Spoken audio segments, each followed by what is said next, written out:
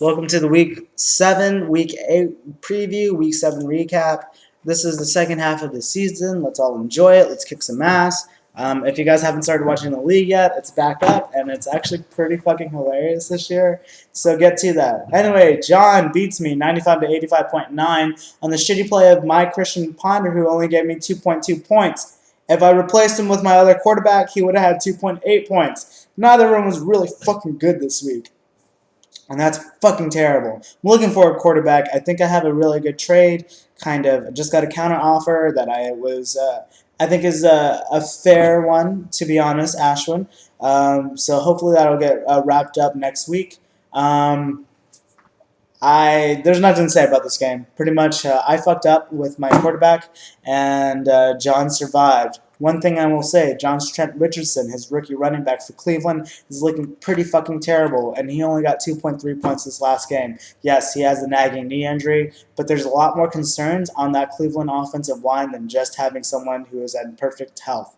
Gotta say, I don't know what's going to happen to you, John, if you don't have that guy starting to pick back up to the way he was in the first few games. Paul barely won a game against Lyon, which is a heartbreaker for him. He had 3 players on Monday night, and all he needed was 17.7 points, and he only got 17.5 points. So Paul wins 78.7 to 78.6. Yeah, he had Calvin Johnson, Mikel Lashore, and a fucking kicker, and he wasn't able to get fucking 17.7 points. That's rough.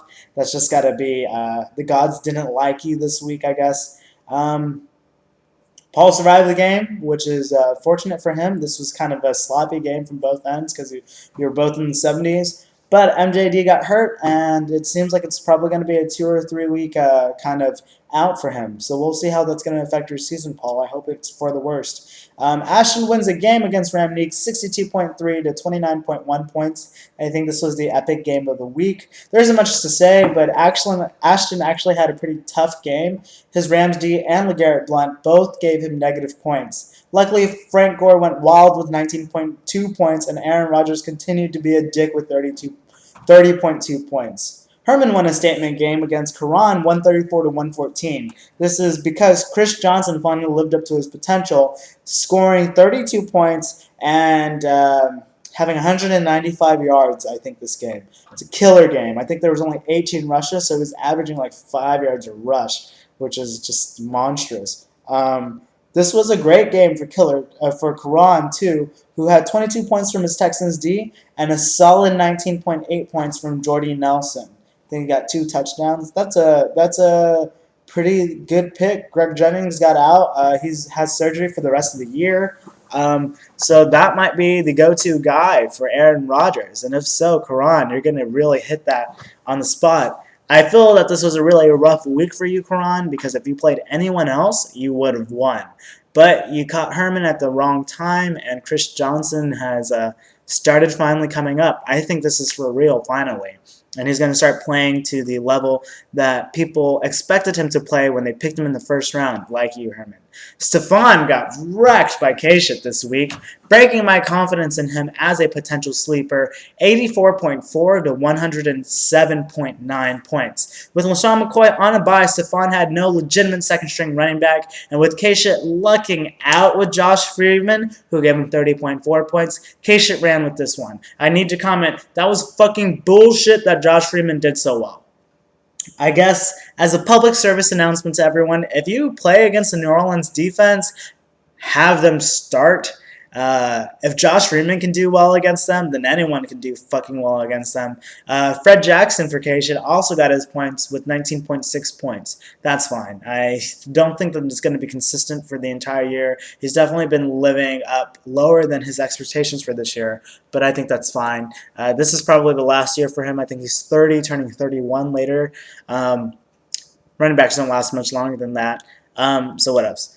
Elias beats Ashwin this week off of a 22.5-point game from Foster, go Texans, and a lucky-ass touchdown by Victor Cruz at the end of the fucking Giants game against the Redskins, giving him 20.5 points. And maybe the old Cowboys fan in me I'm a fully converted Texans fan. Sorry for you Dallasites or whatever the fuck you call yourselves.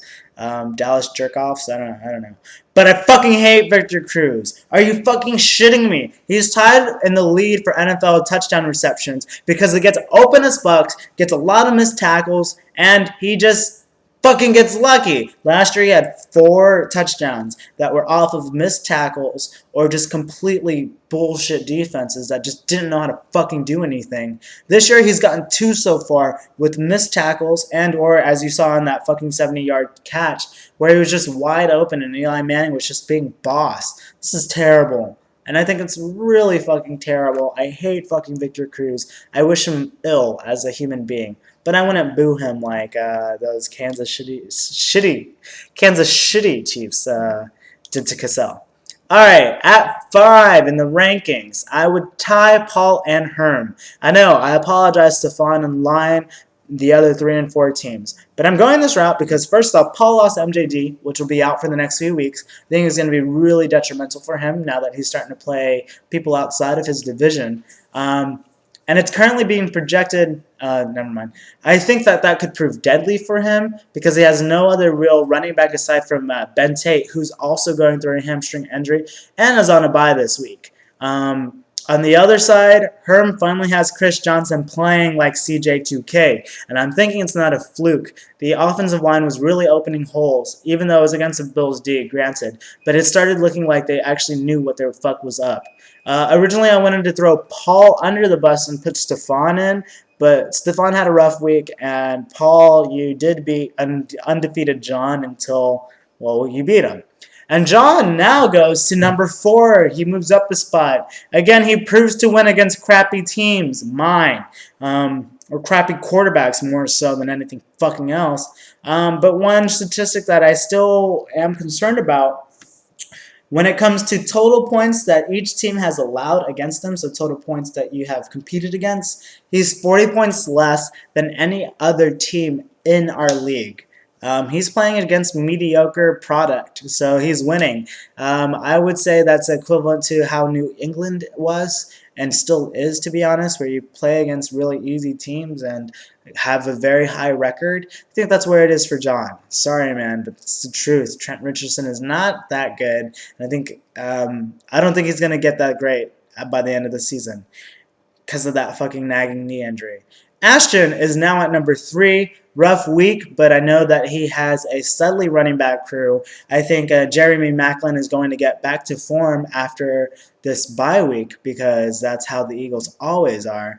And I think he could be strong in the latter half of the season. At number 2, it's Elias. I'm very concerned about Darren McFadden. McFadden just last week played against the 30th worst run defense in the Jaguars and only got 8.9 points. When Carson Palmer is fucking playing a shootout against Blaine Gabbert, who had a torn labrum in the middle of the game, and MJD goes out, that's not good. Darren McFadden should have been gotten a lot more out of that offense. I'm not sure what's up with him, but all I can see is inconsistency. I'm also not sold on Cruz, as I said earlier. So yeah, you're number 2. And so at number 1, again, it's K-Shit. First off, everyone has fucking told me, K-Shit, how much you shit talk. So that was definitely a factor in you getting number 1. I have to give you kudos as not only are you shit-talking the way a fantasy player should, but you're also backing that shit up and excelling well and winning. So I have to say, you're easily number 1. What I don't like about this season, that I think can break your season, is Ray Rice. I know he did very well for me last year. He made me win my other league last year by a lot because he's just a beast.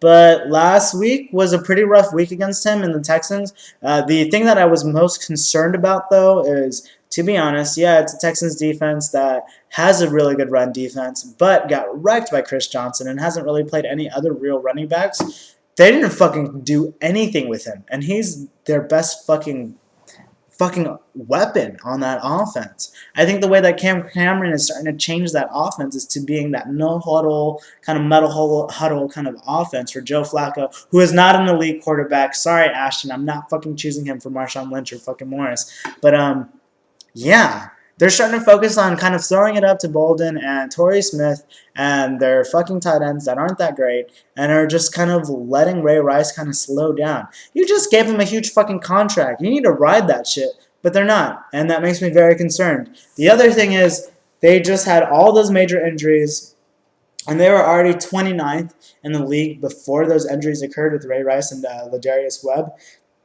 So they're going to be behind quite often. And when you're behind, you're not nearly running as much. That's concern for me. Will Flacco play the way he should play and check down to Ray Rice and give him a lot of fucking yardage like he has before? Or will he continue to think that he's an elite quarterback who just tries to light it up and give it to Torrey Smith and Anquan Bolden? I hate the Ravens, so I think it's going to be that latter one, and I think that it's going to be really bad for Ray Rice. We'll see, though.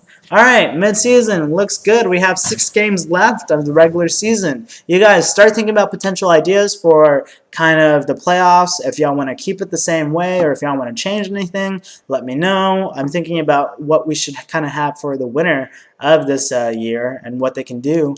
I was thinking something either really chill or something extravagant. The chill one would be kind of, they can make a new rule next year, and it can be a controversial rule. It doesn't really fucking matter. It can be anything in regards to football or not football. So yeah, I don't care.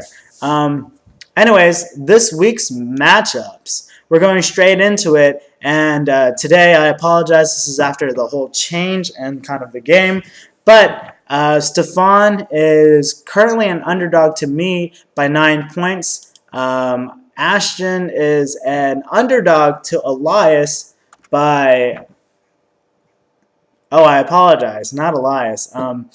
Ashton is the lead dog, is the favorite by 50 points against Elias. Surprise. Paul is the underdog against Karan for 5 points. And Lion is the fucking favorite by 63 points against Herman. I think this is because Doug Martin went insane last night and got 34 points. K-Shit is the favorite over John, who has a couple of people on the bye. You need to fix that, John. Oh, I think it's probably also Herman. You need to fix yours. But K-Shit's currently a 40-point favorite. And Ramneek is a 10-point favorite over Ashwin. Ashwin, you better fucking win this week because we don't want Ramneek to win at all. All right, this is the week's recap.